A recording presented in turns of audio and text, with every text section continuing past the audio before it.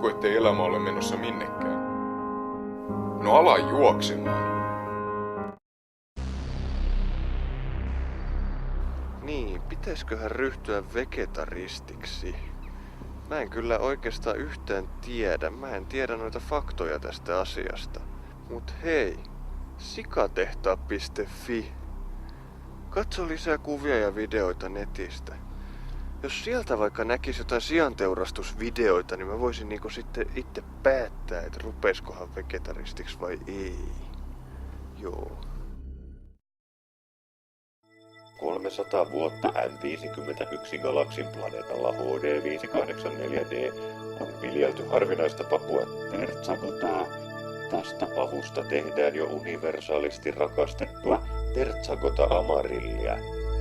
Meidän työstämme löytyy rakkautta ja vuosisatojen kokemus. Tertsagota amarilli.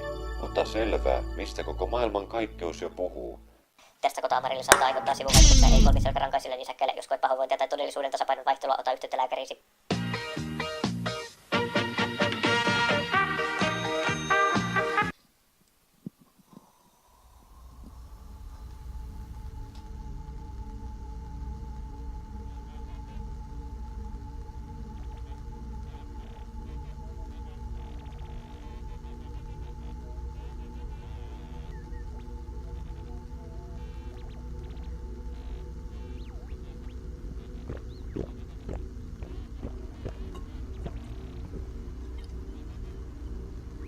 Mä laitoin kameroita hissunlukkoon.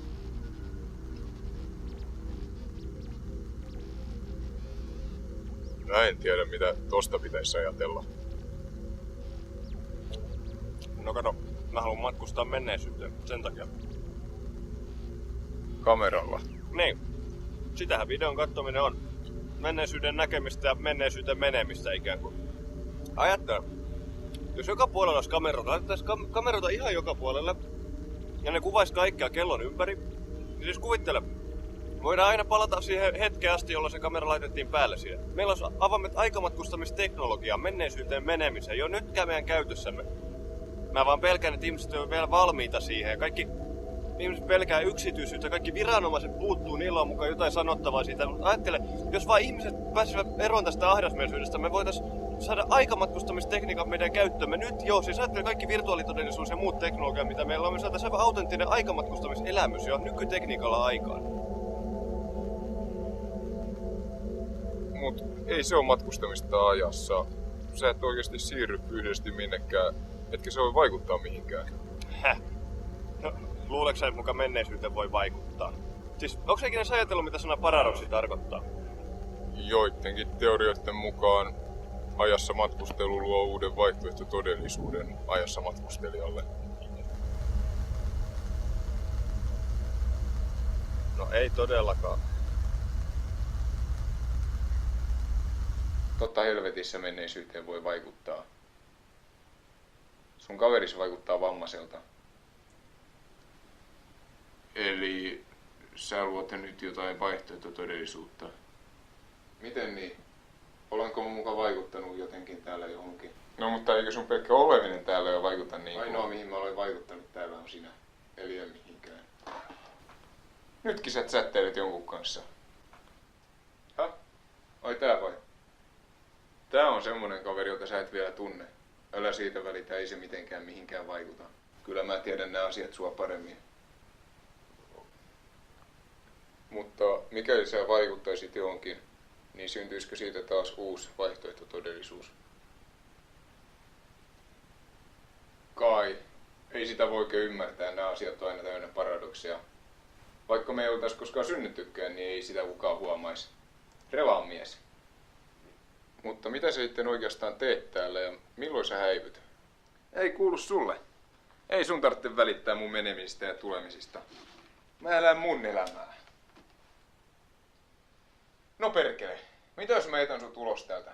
Mä en jaksa enää kustantaa sun syötäviäsi, ja sitä paitsi sä et osaa edes siivota. Ala painua.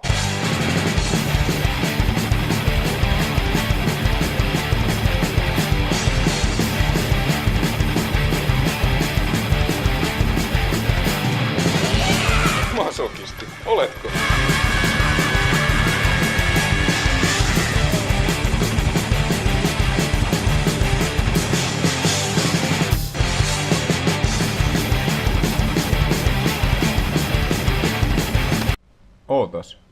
mulla olisi yksi homma sulle.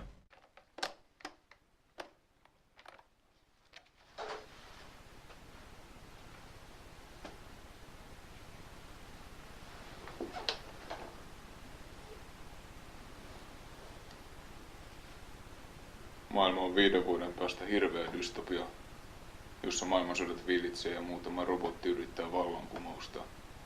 Se on kaiken kaikkiaan aika sotkusta.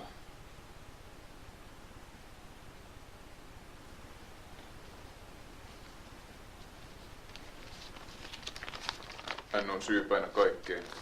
Turkulainen poliitikko, nouseva tähti, Jyri Kolehmainen.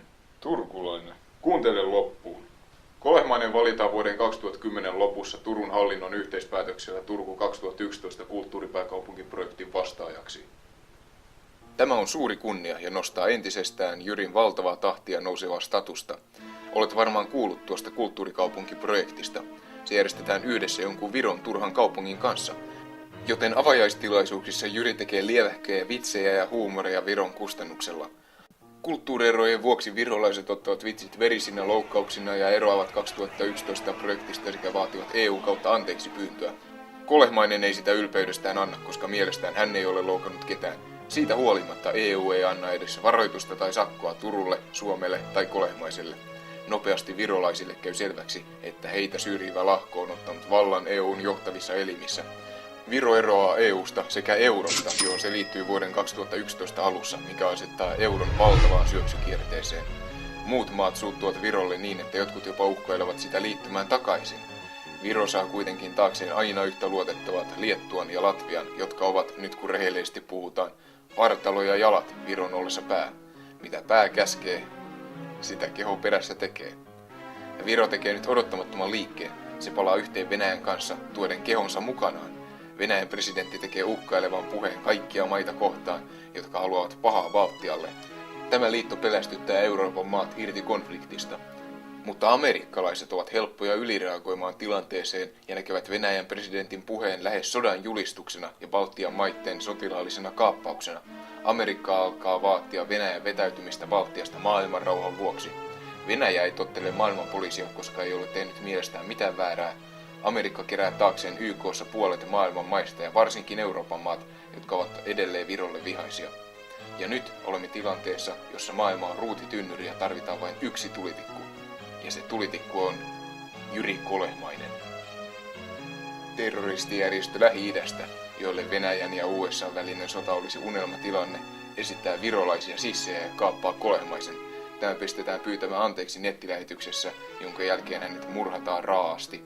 USA ei kestä terrorismia hetkeäkään ja lähettää joukkonsa ottamaan vallan Baltiassa Irak-tyyliin. Ja koska Venäjän liittolaista on nyt loukattu, ei Venäjällä ole muuta vaihtoehtoa kuin tarttua aseisiin. Sota Venäjän, Amerikan ja Euroopan välillä alkaa. Ja kun vielä myöhemmin selviää terroristien oikea kotimaa, myös Lähi-itä siirtyy leikkiin mukaan. Ja kaiken kaikkiaan asiat muuttuvat aina vain epämukavampaan suuntaan. Ymmärrätkö, mitä mä aion nyt sulta pyytää? En. Hyvä. Sitten me ei koskaan käyty tätä keskustelua.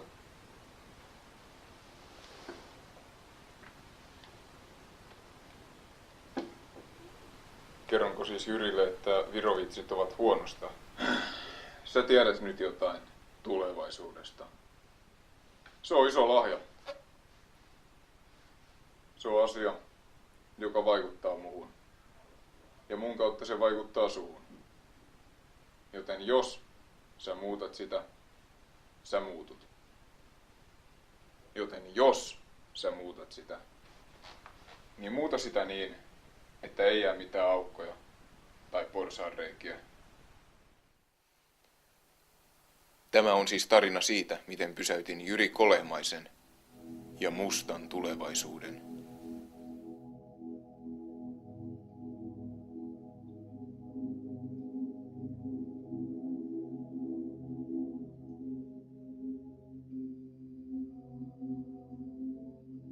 Kuun päällä on lippu.